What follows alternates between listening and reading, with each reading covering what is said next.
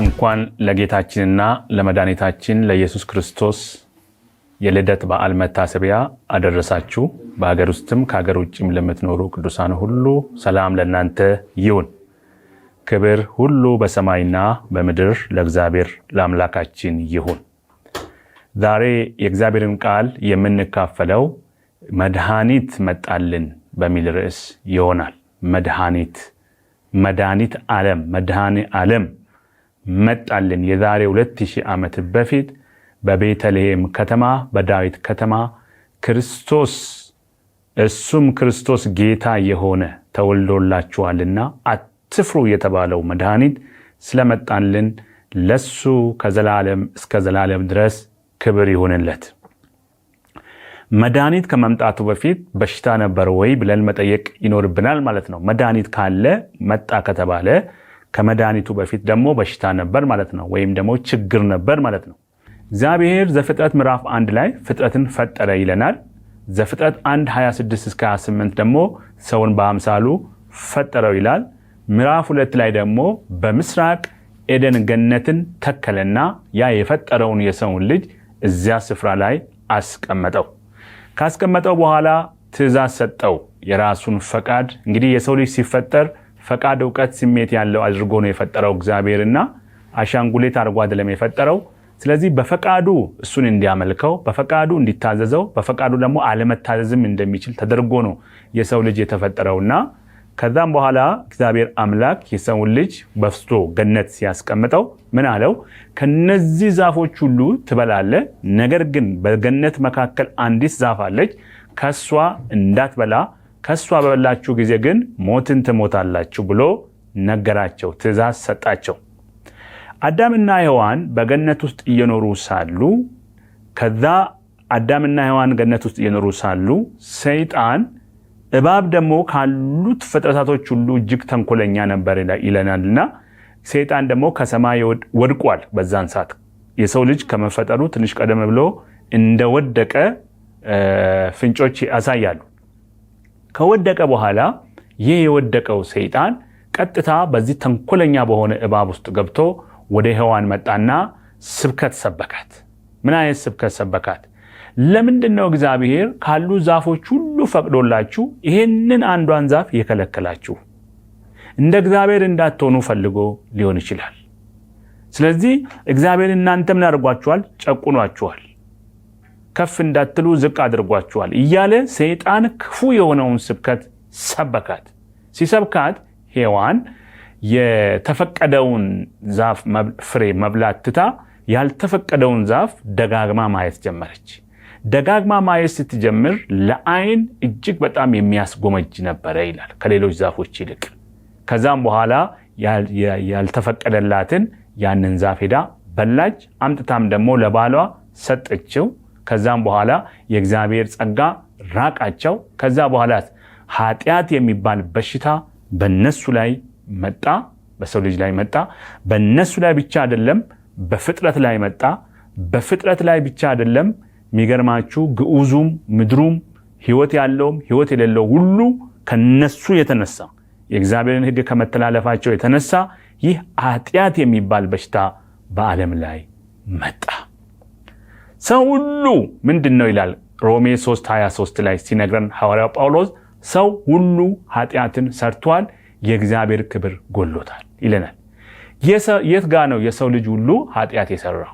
የት ጋ ነው ሰው ሁሉ ኃጢአተኛ የሆነው ብለን ስንመረምረው አዳምና ሔዋን በሰሩት ኃጢአት ሁላችንም በነሱ አብራክ ውስጥ የነበርን ፍጥረቶች በሙሉ እኛ የማናቀው በአካል የማናቀው አዳምና ሔዋን ኃጢአት ስለሰራ እኛን ሁሉ ወክሎ እኛን ሁሉ ይዞ ወደቀ። ስለዚህ ሰው ሁሉ ምን ሆነ? ኃጢአተኛ ሆነ። የሚገርመው ነገር ልክ ዘፍጥረት 4ን ጀምራችሁ 5ን 6ን 7ን እያላችሁ እያነበባችሁ ስትሄዱ በየምዕራፉ እያነበባችሁ ስትሄዱ የሰው ልጅ ከገነት ሲባረር መጀመሪያ እግዚአብሔር አዳምን ጠራው። የት ነህ አለው። ራቁቴን ሆኜ በገነት ባሉ ዛፎች ውስጥ ተሸሽጌያለሁ አለው። ራቁትን መሆንን በምን አወቅ ሲለው አንተ ከኔ ጋር እንድትሆን የሰጠኸኝ እሷ ሔዋን አሳተችኝና በላው አለ።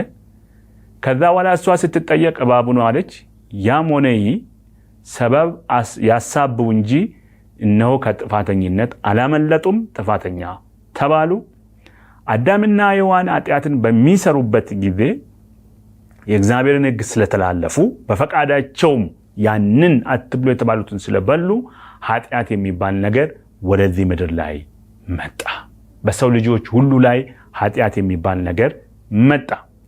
ለእባቡም ነገረው፣ ባንተና በሴቲቱ መካከል ጠላትነትን አደርጋለሁ፣ እነሆ እሱ ከሴቷ የሚወለደው እሱ ራስህን ይቀጠቅጠዋል ብሎ ተናገረው። ያ ከሴቲቱ የሚወለደው የእባቡን ራስ የሚቀጠቅጠው ማን ነው? ይሄ እንግዲህ እንደ ጥያቄ ሆኖ ለብዙ ዘመናት ቢያንስ ለ4000 ዓመታት ያህል ቆይቷል። የብሉይ ኪዳን ከዘፍጥረት ጀምረን እስከ ማቴዎስ ወንጌል ድረስ ያለውን ታሪክ እንኳን ብንመረምር 4000 ዓመታት ያህል ነው። ለ4000 ዓመታት ያህል ምን ሆኖ ነበረ ማለት ነው? ይህ ትንቢት ይጠበቅ ነበር። ከዛም በኋላ ዘሁልቁ ላይ ትንሽ ምልክት አየን። ምን የሚል ትንቢት አለ ዘሁልቁ መጽሐፍ ውስጥ? እነሆ ከይሁዳ ነገድ ኮከብ እንደሚወጣ ይነግረናል። ዘፍጥረት መጨረሻው ምዕራፍ አካባቢ ደግሞ ምዕራፍ 50 ምዕራፍ 49 አካባቢ ሄዳችሁ ስትመለከቱ ያዕቆብ እነዛ 12ቱን ልጆቹን ጠርቶ ሲባርካቸው ስለ ወደፊት ያለውን ነገር ሲነግራቸው እነሆ ከይሁዳ ነገድ ገዢ እንደሚወጣ የሚያመለክት ፍንጭ እናያለን። እና ይሄ ፍንጭ ደግሞ እያለ የት ጋር መጣ የት ጋር ደረሰ ብለን ስንመለከት ከይሁዳ ነገድ ኮከብ ይወጣል ይለናል ዘሁልቁ መጽሐፍ። ኢሳይያስ ደግሞ አሁንም ፍንጩን በጣም ፍንትው ያደርግና ደግሞ ይነግረናል። እንግዲህ የኢሳይያስ መጽሐፍ ተጻፈ የሚባለው አዲስ ኪዳን ከመጽሐፉ ከ700 ዓመታት በፊት የተነገረ ትንቢት ነው። ኢየሱስ ክርስቶስ ከመምጣቱ በፊት 700 ዓመታት በፊት የተነገረ ትንቢት ነው። ምን ይላል? ድንግል እንደምትጸንስ ወንድ ልጅም እንደምትወልድ በደንብ አድርጎ ፍንትው አድርጎ ይነግራል። ድንግል ትጸንሳለች ይለናል፣ ወንድ ልጅ ትወልዳለች ይለናል። ከዛ እንዴት ነው ነገር እንዴት ነው የሚሆነው ብለን አሁንም እየመረመርን መጽሐፉን እያጠናን እየመረመርን ስንሄድ ኢሳይያስ ምዕራፍ 9 ላይ ደግሞ እንደገና በጨለማ የሄደ ሕዝብ ብርሃን አየ ይለናል። በጨለማ የሄደ ሕዝብ ምን አየ? ብርሃን አየ። ጨለማ ምንድነው? ቅድም ያልነው በኃጢአት የተመሰለው ነው ጨለማ። አንደኛ የዚህ ጨለማ ገዢ ሰይጣን አለ። እንደገና ደግሞ በጨለማ የተመሰለው ደግሞ ከሰይጣን ውጪ የሆነ ነው ኃጢአት የሚባለው ኃጢአት አለ። ኃጢአት የሰው ልጅ ኃጢአት ሲሰራ አባታችን አዳምና ሔዋን ኃጢአት ሲሰሩ ለሰሩት ኃጢአት የደም መስዋዕትነት እንደሚያስከፍል እግዚአብሔር እዛ ጋር ፍንጭ አሳይቷል።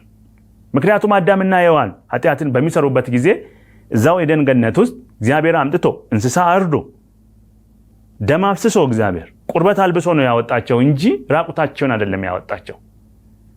ቁርበቱ እግዚአብሔር በጸጋው እንደሚሸፍናቸው ራቁታቸውን የሚያመለክት ቃል ነው። ደሙስ ደም ይፈስላችኋል ወደፊት ለሰራችሁት ኃጢአት የደም መስዋዕትነት የነፍስ መስዋዕትነት ይጠይቃልና ወደፊት ሕይወት ደም ይፈስላችኋል፣ ሕይወት ይከፈልላችኋል የሚል መልእክት የሚል ትንቢት አዘል መልእክት እግዚአብሔር እዛ ጋር ሲያስተላልፍ እንመለከታለን። ከዛ በኋላ የሰው ልጅ በጠቅላላ ኃጢአት ውስጥ ስለነበረ የሰው ልጅ በኃጢአት ውስጥ ስለሆነ የሰው ልጅ ኃጢአት ውስጥ ነው። የዓለም ጨለማ ውስጥ ነው ያለው። የዓለም ኃጢአት ውስጥ ነው ያለው። የዓለም ጨለማ ውስጥ ነው ያለው። ስለዚህ በጨለማ የተቀመጠ ሕዝብ ምን ያስፈልገዋል? ብርሃን ያስፈልገዋል። በብርሃን የተመሰለው ደግሞ ጌታችንና መድኃኒታችን ኢየሱስ ክርስቶስ ነው። ስለዚህ በጨለማ የሄደ ሕዝብ ምን አየ? ብርሃን አየ። ጨለማ የኃጢአት ምሳሌ፣ ብርሃን የጽድቅ ምሳሌ። ጽድቅ ከእግዚአብሔር ዘንድ እንደሚመጣ እግዚአብሔር ስሙ የተባረከ ይሁን። የሰው ልጅ በሰራው ኃጢአት እግዚአብሔር አምላክ ደግሞ እንደገና የራሱን ጽድቅ ሲያመጣ እንመለከታለን። ሰው ኃጢአት ሰራ፣ እግዚአብሔር ደግሞ ጽድቅን አመጣ። ሰው ጠፋ፣ በራሱ መንገድ ጠፋ፣ በራሱ ፈቃድ ጠፋ። እግዚአብሔር አይደለም ያጠፋው፣ ሰይጣን አይደለም ያጠፋው። ሰይጣን አይደለም፣ በሰይጣን ማሳበብ አይችልም የሰው ልጅ። ምክንያቱም ቅድም እንዳልኩት የሰው ልጅ ሲፈጠር ዕውቀት፣ ፈቃድ፣ ስሜት ያለው ተደርጎ ነው የተፈጠረው። አሻንጉሌት አይደለም። በሆነ ኃይል የሚንቀሳቀስ አይደለም። እግዚአብሔር አምላክ ሲፈጥረው እንደዚህ አይነት ስብዕና ያለው ሰው አድርጎ ነው የፈጠረው። ስለዚህ ሰው ኃጢአት የሰራው በፈቃዱ ነው ኃጢአት የሰራው፣ በፈቃዱ ነው ኃጢአት እንዲመጣ ያደረገው፣ በፈቃዱ ነው ያመፀው በእግዚአብሔር ላይ። ስለዚህ እግዚአብሔር አምላክ ዝም ብሎ መተው አልፈለገም። ስለዚህ ምን ማምጣት ፈለገ? መድኃኒት ማምጣት ፈለገ። ሰው ምን ሆነ? ኃጢአተኛ ሆነ። ኃጢአት በምን ተመስሏል? የሰው ልጅ ጽድቅ በምን ተመስሏል? ኢሳይያስ 61 ቁጥር 6 ላይ እንዲህ የሚል ቃል አለ፣ ጽድቃችሁ የመርገም ጨርቅ ነው የሚል ቃል አለ። የመርገም ጨርቅ እጅግ በጣም አጸያፊ፣ እጅግ በጣም ያደፈ፣ እኔ እናንተን ማይበት የእናንተን ስራ ስመለከተው፣ የእናንተን መልካም ስራ የምትሉትን ነገር ስመለከተው በኔ ፊት የመርገም ጨርቅ ነው፣ በኔ ፊት እጅግ በጣም አጸያፊ ነው አለ ማን? እግዚአብሔር። ስለዚህም ይህንን የመርገምን ጨርቅ ለማስወገድ እግዚአብሔር የራሱን ጽድቅ መፍጠር ነበረበትና የራሱን ብርሃን የሆነውን ኢየሱስ ክርስቶስን ወደዚህ ምድር ላከልን። እግዚአብሔር የተመሰገነ ይሁን። ኢየሱስ ክርስቶስ፣ ሃሌሉያ! ኢየሱስ ክርስቶስ የእግዚአብሔር ልጅ የዓለምን ታሪክ የቀየረ ነው።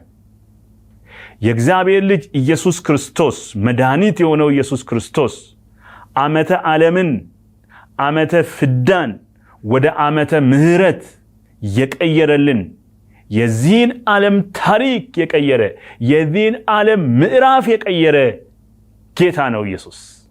እግዚአብሔር ስሙ ለዘላለም ይባረክ። ኢየሱስ ክርስቶስ ታሪክ ለወጠ። ኢየሱስ ክርስቶስ ታሪክ ቀየረ። ኢየሱስ ክርስቶስ ምዕራፉን ቀየረው። ኢየሱስ ክርስቶስ ጨለማውን ወደ ብርሃን ቀየረልን። ጌታ ኢየሱስ ክርስቶስ ጽድቅን እኛ ፈልገነው ወይም ደግሞ እግዚአብሔር ሆይ እንደዚህ አይነት መድኃኒት ያስፈልገናል ላክልን ብለነው አይደለም ጌታ ይህን ያደረገው። ኢየሱስ ክርስቶስ ራሱ ነው ጽድቅን ያዘጋጀልን። ኢየሱስ ክርስቶስ ራሱ ነው መድኃኒትን ያዘጋጀልን። ስለዚህ ኢሳይያስ 9 ላይ ምን ይላል? በጨለማ የሄደ ሕዝብ ብርሃን አየ። ጨለማ ቅድም እንዳልኩት የኃጢአት ምሳሌ ሲሆን ብርሃን ደግሞ የጽድቅ ምሳሌ ነው። ሕፃን ተወልዶልናልና ወንድ ልጅ ተሰጥቶናልና አለቅነትም ደግሞ በጫንቃው ላይ ነው ይለናል። አለቃው ማን ነው? ኢየሱስ ክርስቶስ። ሕፃኑ ኢየሱስ ክርስቶስ በጾታው ወንድ የሆነ ስሙ ድንቅ ይለናል፣ መካር ይለናል፣ ኃያል አምላክ ይለናል፣ የዘላለም አባት ይለናል፣ የሰላም አለቃ ይለናል። ኢየሱስ ክርስቶስ ስሙ ድንቅ፣ ስሙ መካር፣ ስሙ ኃያል አምላክ፣ ስሙ የዘላለም አባት፣ ስሙ የሰላም አለቃ። እግዚአብሔር ስሙ ለዘላለም የተባረከ ይሁን።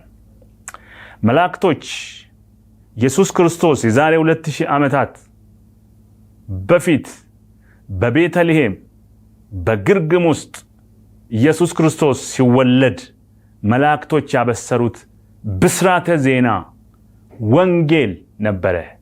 ያ ብስራተ ዜና ምን የሚል ነው? ስለ ኢየሱስ ክርስቶስ ምን ብለው ተናገሩ? አንደኛ ክብር በአርያም ለእግዚአብሔር ይሁን አሉ። እግዚአብሔር ስሙ ይባረክ። ክብር በአርያም ለእግዚአብሔር ይሁን ካሉ በኋላ ደግሞ ሰላም ለሰው ልጆች ይሁን አሉ። እዚህ ኢሳይያስ 9 ላይ ደግሞ ስትመለከቱ ኢየሱስ ክርስቶስ የሰላም አለቃ ነው። አያችሁ፣ በእግዚአብሔርና በሰው ልጆች ፊት ለፊት በእግዚአብሔርና በሰው ልጅ መካከል ጦርነት ነበረ ማለት ነው። የሰው ልጅ ኃጢአት ሰራ፣ ከእግዚአብሔር ጋር ጦርነት ጀመረ። የሰው ልጅ ኃጢአት ሰራ፣ ከእግዚአብሔር ጋር ተላለፈ። የሰው ልጅ ኃጢአት ሰራ፣ ከእግዚአብሔር ጋር ጠላትነትን ፈጠረ።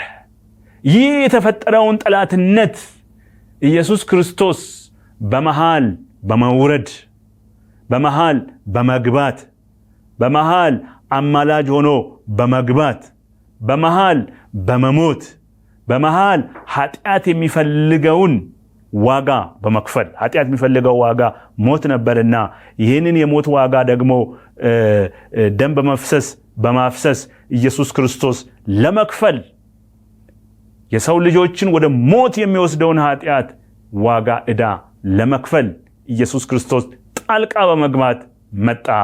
ሰላም ለእናንተ ይሁን አለ። ኢየሱስ ክርስቶስ የሰላም አለቃ ነው። ኢየሱስ ክርስቶስ የዘላለም አባት ነው። ኢየሱስ ክርስቶስ ኃያል አምላክ ነው። ኢየሱስ ክርስቶስ መካር ነው፣ የሚመክር ነው። ኢየሱስ ክርስቶስ ድንቅ ነው። ድንቅ ነው ኢየሱስ፣ ድንቅ ነው ጌታ፣ ድንቅ ነው መድኃኒት። እግዚአብሔር ስሙ ለዘላለም የተባረከ ይሁን። ይህ መድኃኒት ሰው ሰራሽ አይደለም። ይህ መድኃኒት በኢትዮጵያ የመድኃኒት ፋብሪካ የተፈበረከ መድኃኒት አይደለም። ይህ መድኃኒት በቱርክ የመድኃኒት ፋብሪካ የተፈበረከ መድኃኒት አይደለም። ይህ መድኃኒት በጀርመን የኢንዱስትሪ ፋብሪካው ተቀምሞ የተሰራ መድኃኒት አይደለም። ይህ መድኃኒት ከሰማይ ሰማያት የመጣ መድኃኒት ነው። ይህ መድኃኒት እግዚአብሔር አምላክ ራሱ ያዘጋጀው መድኃኒት ነው። ይህ መድኃኒት ከሰማይ የመጣ መድኃኒት ነው። ይህ መድኃኒት በሽታን ለአንድና ለመጨረሻ የሚነቅል መድኃኒት ነው። ይህ መድኃኒት ኃጢአትን የሚያጠፋ መድኃኒት ነው። ይህ መድኃኒት ኃጢአትን የሚነቅል መድኃኒት ነው። ይህ መድኃኒት የሰው ልጆችን በሽታ ከነስር መሰረቱ የሚነቅል ነው። ይህ መድኃኒት የሰው ልጆች ኃጢአት በመስራታቸው ምክንያት ወደ ዘላለም ሞት እየሄዱ ያሉትን ምን የሚያደርግ ነው? የሚመልስ መድኃኒት ነው።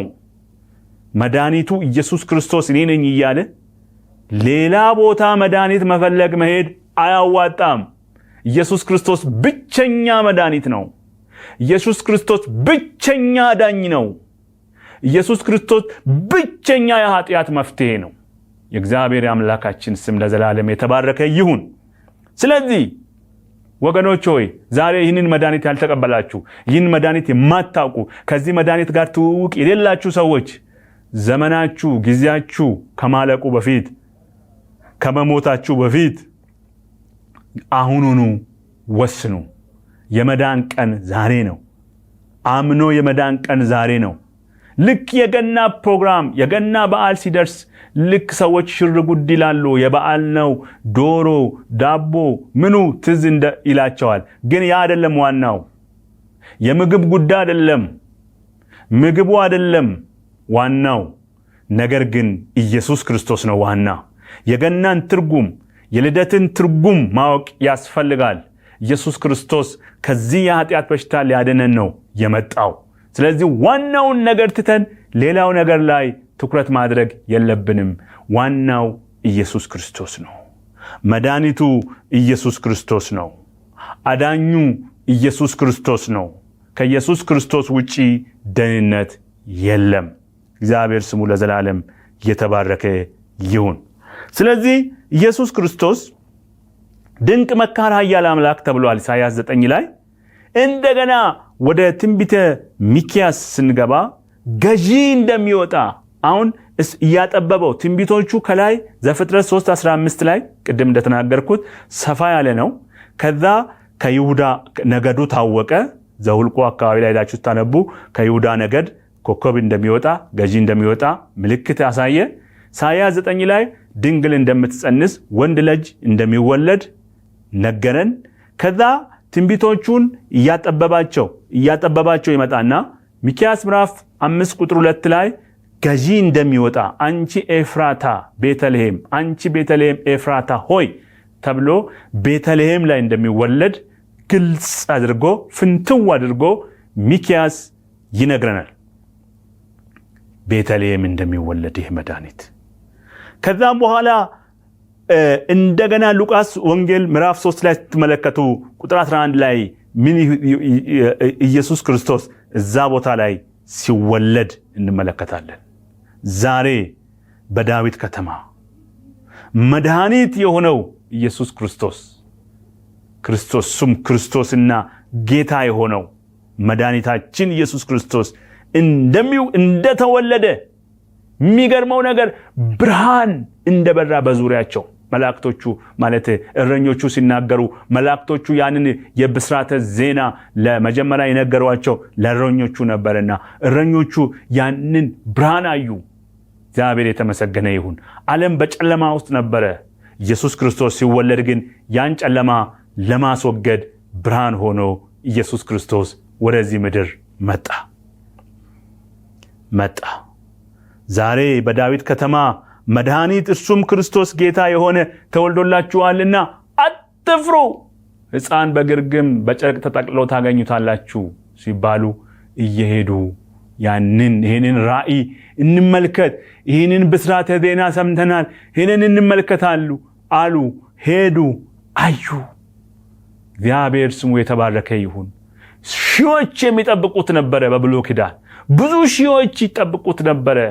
ኢየሱስ ክርስቶስ ግን በአንድ ስፍራ ያውም ደግሞ ቤተልሔም በምትባል አነስተኛ ከተማ ኢየሩሳሌም ይወለዳል ተብሎ ሲጠበቅ፣ ቤተ መንግስት ይወለዳል ተብሎ ሲጠበቅ ኢየሱስ ክርስቶስ አንድ አነስተኛ ከተማ ላይ ቤተልሔም የምትባል እሱም ደግሞ ቦታ ጠፍቶ ግርግም ሁሉ ቦታ ሁሉ ተይዞ የከብቶች ማደሪያ በረት ውስጥ ኢየሱስ ክርስቶስ ተወለደልን። እግዚአብሔር አምላክ ስሙ ለዘላለም ይባረክ።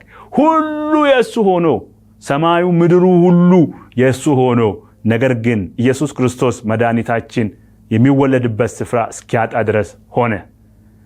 ሁሉ እያለው እንደሌለ ሆነ። እኛን ለማበልጸግ እሱ ደህየ፣ እኛን ለማዳን እሱ ሞተ፣ ተዋረደ። ኢየሱስ ክርስቶስ ስንመለከት ከአብ ጋር በሁሉ ነገር የተካከለ መለኮት የሆነ ሰማይን ምድርን አብሮ ከአብ ጋር የፈጠረ ፈጣሪ ነው። ልክ ዮሐንስ ወንጌል ምዕራፍ 1 ቁጥር 1 ላይ ስትመለከቱ በመጀመሪያ ቃል ነበር፣ ቃልም በእግዚአብሔር ዘንድ ነበር፣ ቃልም ራሱ ማን ነው? እግዚአብሔር ነው። ሁሉ በእሱ ሆነ ይላል። ሁሉ በእሱ ሆነ፣ ከሆነውስ አንዳች እንኳን ያለ እርሱ አልሆነም ይለናል። ይህ ፈጣሪ የሆነው ከአብ ጋር አብሮ የተካከለ ማንነት ያለው ጌታ ሰው ሆኖ ወደዚህ ምድር መጣ። ሰው ሆኖ መጣ። ታች ዝቅ ብላችሁ ስታነቡ ቁጥር 14 ላይ ዮሐንስ ወንጌል 1:14 ቃልም ሥጋ ሆነ ጸጋንና እውነትን ተሞልቶ በእኛ አደረ ይለናል። በእኛ አደረ። ልክ አደረ የሚለው ቋንቋ ራሱ ከብሉይ ኪዳን የማደሪያው ድንኳን ጋር ይመሳሰላል። ያ ማደሪያው ድንኳን ሕዝቡ መካከል እግዚአብሔር እንዳለ የሚያሳይ ነው። የማደሪያው ድንኳን የመገናኛው ድንኳን እግዚአብሔር አምላክ ከሕዝቡ ጋር አብሮ እንዳለ የሚያሳይ ነው። የማደሪያው ድንኳን እግዚአብሔር ከሕዝቡ መካከል እየተመላለሰ እንደሆነ የሚያሳይ ነው። ቀጥታ ዮሐንስ ወንጌል ምዕራፍ 1 ቁጥር 14 ላይ ጸጋንና እውነትን ተሞልቶ በእኛ አደረ የሚለው ድምፅ ወይም ቋንቋ ከዛ የተወሰደ ቋንቋ ነው። ኢየሱስ ማን ነው? አማኑኤል። አማኑኤል ማለት ነው እግዚአብሔር ከኛ ጋር። ስለዚህ እግዚአብሔር ከማን ጋር አለ? ከኛ ጋር አለ። እግዚአብሔር ከማን ጋር አለ? ከሕዝቡ ጋር አለ፣ አብሮ አለ ማለት ነው። እግዚአብሔር ይመስገን። በጣም ይሄ ድንቅ የሆነ በጣም ሁሌ የሚያስደንቅ ነገር ነው። 3 ሰዎች እርስ በርሳቸው ተገናኙ ይባላልና እስኪ በጣም ተገናኙና ምንድነው? አንደኛው የመጣው ከቬነስ ነው አሉ፣ አንደኛው ከማርስ ነው፣ አንደኛው ከምድር ነውና ቁጭ ብለው ያወራሉ። ምንድነው እናንተ ሀገር ድንቅ ነገር እስኪ ንገሩን ይባባሉ ነበር ይባላል። ከቬነስ የመጣው እኛ ሀገር ሌባ የሚባል ነገር የለም አሉ። ሌባ የሚባል ነገር የለም፣ ፖሊስ ጣቢያ የለም፣ ፍርድ ቤት የለም፣ ይሄ ድንቅ ነው አለ ይባላል። ከማርስ የመጣው ደግሞ እኛ ሀገር ደግሞ ውሸት የሚባል ነገር የለም፣ ሰው ሁሉ እውነት ነው የሚነገረው፣ ውሸት የሚባል ነገር የለም፣ ይሄ ድንቅ ነው በእኛ ፕላኔት ላይ አለ ይባላል።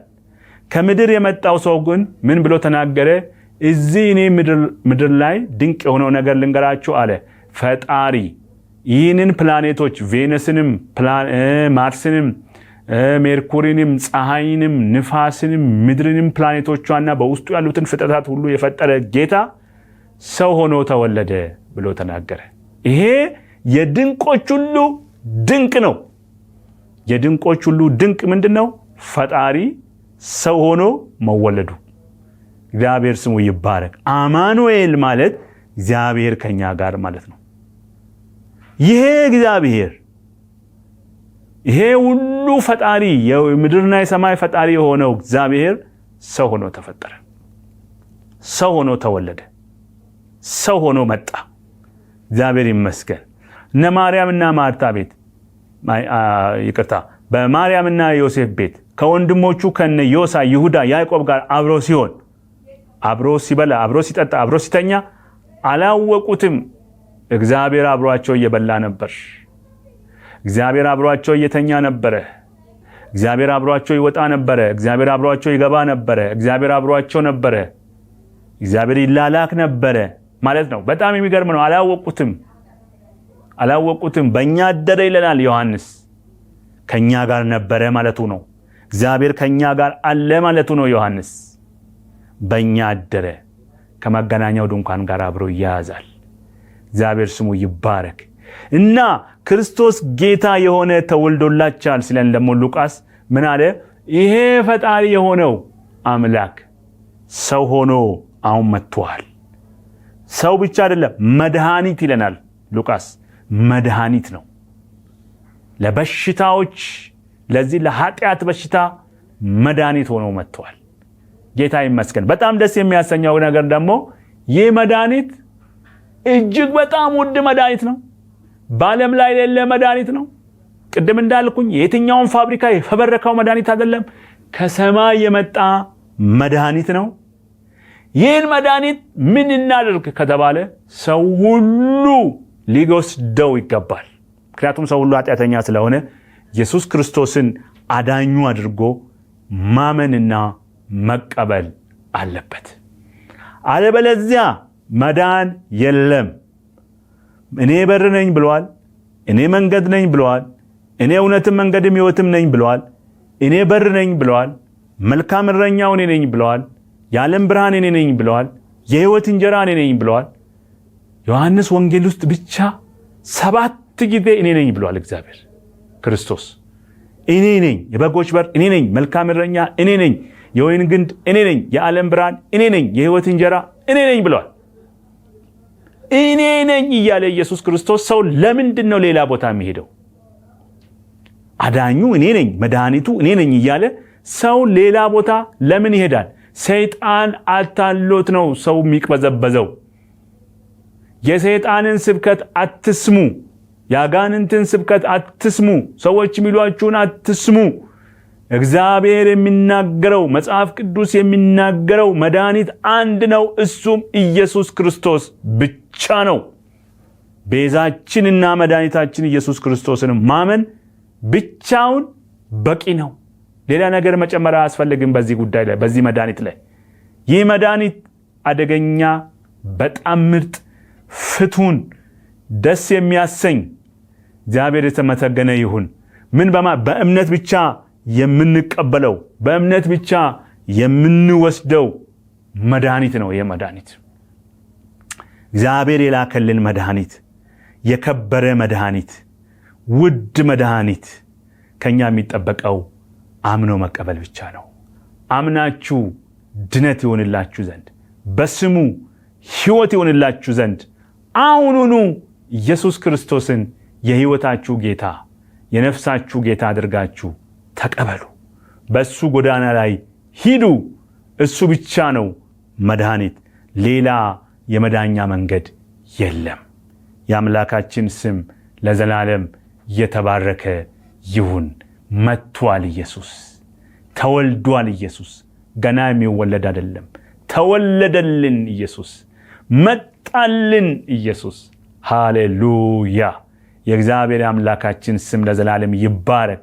ሰማይ ከምድር የታረቀበት ነው። ይሄ የገና ወይም የጌታችን ኢየሱስ ክርስቶስ የልደት በዓልን ስናከብር ትርጉሙ ሊገባን ይገባል። ሰማይ ከምድር ጋር የታረቀበት፣ እግዚአብሔርና የሰው ልጅ እርቅ የተፈጠረበት፣ ደም የፈሰሰበት።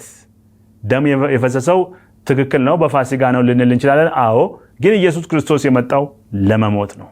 ኢየሱስ ክርስቶስ ተወለደልን። ጌታ ስሙ ለዘላለም ይባረክ። ሌላ የመዳኛ መንገድ የለም። የሰው ልጅ በልጁ በኢየሱስ ክርስቶስ አምኖ ይድን ዘንድ የእግዚአብሔር ፈቃድ ነው። የራስ ጽድቅ በዚህ በኩል ብሄድ ያዋጣኛል፣ በዚህ በኩል ብሄድ ድነት አገኛለሁ የሚል የሰው ልጅ ጥረት ወደ እግዚአብሔር መንግስት አያቀርብም፣ ወደ እግዚአብሔር አያቀርብም።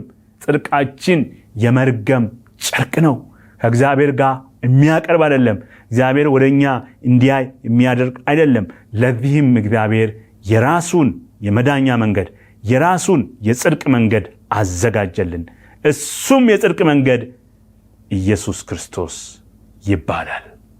ጌታ የተመሰገነ ይሁን። ኢየሱስ ክርስቶስን የሚያምኑ ሰዎች ምን ያውራሉ? እንዲሁ ይጸድቃሉ፣ እንዲሁ ይድናሉ። በእምነት ብቻ የሰው ጥረት፣ የሰው ልፋት፣ የሰው ጸሎት፣ የሰው መልካም ስራ ወደ እግዚአብሔር አያቀርብም።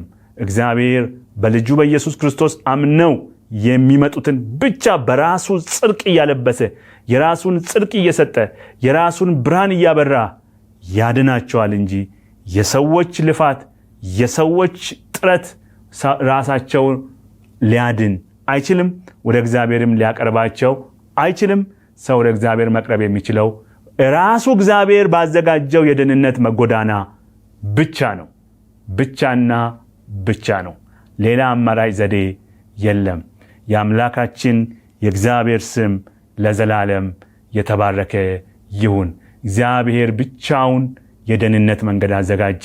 እግዚአብሔር አምላክ ደህንነትን እንደሚያመጣ ዘፍጥረት 3:15 ላይ ነገረን። ዓለም በጨለማ ውስጥ እንዳለ ነገረን። ዓለም በኃጢአት ውስጥ እንዳለ ነገረን። ይህ መድኃኒት ከይሁዳ ነገድ እንደሚመጣ ነገረን። ይህ መድኃኒት ደግሞ ከድንግል ማርያም እንደሚወለድ ነገረን። በጨለማ ውስጥ የተቀመጠ ሕዝብ ብርሃን እንደወጣለት እግዚአብሔር አምላክ ብርሃን እንዳመጣ ነገረን። ከዛም በኋላ ሕፃን ተወለደልን፣ ወንድ ልጅ ተሰጠን፣ አለቅነቱ በጫንቃው ላይ የሆነ ስሙም ድንቅ መካር፣ ኃያል አምላክ፣ የዘላለም አባት፣ የሰላም አለቃ እንደሆነ ነገረን። የት እንደሚወለድ ቤተልሔም እንደሚወለድ ነገረን። ከዛም ተወለደልን። ክብር በሰማይ በአርያም ለእግዚአብሔር ይሁን፣ ሰላም ደግሞ ለሰው ልጆች ይሁን እንደተባለ ሰላም ለሰው ልጆች ይሁን። እግዚአብሔር አምላካችን ስም ለዘላለም የተባረከ ይሁን። እንኳን በድጋሚ እንኳን ደስ አላችሁ፣ እንኳን ደስ አለን። እግዚአብሔር አምላክ የምስራችን ሰበከልን፣ ልጁን ኢየሱስ ክርስቶስን ሰጠን፣ ለኛ ብሎ ተወለደልን ኢየሱስ ክርስቶስ። ስለዚህ ኢየሱስ ክርስቶስን በማመን እግዚአብሔርን እናመስግነው፣ እናክብረው፣ ከፍ እናድርገው። የመዳኛው መንገዳችን ኢየሱስ ክርስቶስ ብቻ ነው። እግዚአብሔር አምላክ ይባርካችሁ። እንኳን ደስ አላችሁ። በድጋሚ እንኳንም ለጌታችንና ለመድኃኒታችን ለኢየሱስ ክርስቶስ የልደት በዓል መታሰቢያ አደረሳችሁ። እግዚአብሔር ስሙ ለዘላለም የተባረከ ይሁን።